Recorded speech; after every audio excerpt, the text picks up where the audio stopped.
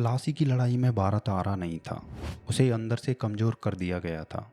और सबसे खतरनाक बात यह है, ये हार मैदान में नहीं हुई थी, ये पहले ही दरबार में तय हो चुकी थी। यानी हार शुरू होने से पहले ही तय हो चुकी थी। और सोचो, अगर ये लड़ाई जीत ली जाती, भारत का इतिहास शायद कुछ और ही होता।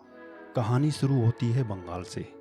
उस समय भारत का सबसे अमीर इलाका, इतना अमीर कि दुनिया भर के व्यापारी यहाँ खींचे चले आते थे। लेकिन यहीं से समस्या शुरू हुई। यही दौलत उसकी सबसे बड़ी कमजोरी बन गई। ऊपर से सब ठीक दिखता था, लेकिन अंदर से बंगाल धीरे धीरे टूट रहा था। मराठों के हमले, अंदरूनी साजिशें, और फिर 1756 सिराजुद्दौला नवाब बने।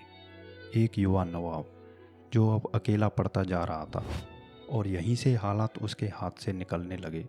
और सबसे बड़ी बात, दरबार का बड़ा हिस्सा ही उसके खिलाफ खड़ा था। उधर अंग्रेज भी मौका ढूंढ रहे थे। व्यापार के नाम पर वो अपनी ताकत बढ़ा रहे थे। टैक्स नहीं दे रहे थे, किले बना रहे थे।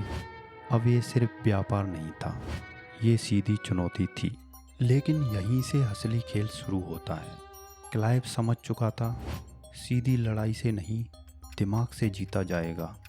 और फिर चुपचाप एक सौदा तय हुआ। मीर जफर और दरबार के कुछ बड़े लोग पहले ही तय कर चुके थे किसका साथ देना है। यानी युद्ध शुरू होने से पहले ही हार तय हो चुकी थी। 23 जून 1757 प्लासी का मैदान। एक तरफ बड़ी सेना, दूसरी तरफ छोटी लेकिन अनुशासित। युद्ध शुरू हुआ, गोलाबारी हुई, लेकिन फिर बारिश हुई। अब यहाँ सबसे बड़ा सवाल ये है, क्या हार की वजह सिर्फ बारिश थी? बारिश एक वजह थी, लेकिन असली खेल गद्दारी का था। अंदर की गद्दारी, क्योंकि उनके अपने सेनापति युद्ध में लड़े ही नहीं।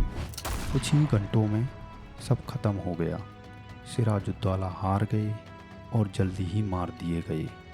मीर जाफर नवाब बना, लेकिन असली सत्ता अब उसके पास नहीं थी। अब फैसला एक कंपनी कर रही थी। प्लासी के बाद कंपनी को इतना पैसा मिला कि उसकी ताकत तेजी से बढ़ने लगी।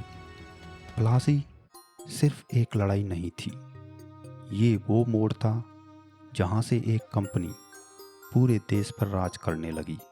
इतिहास हमेशा शोर से नहीं बदलता, कभी कभी चुपचाप बदल जाता है।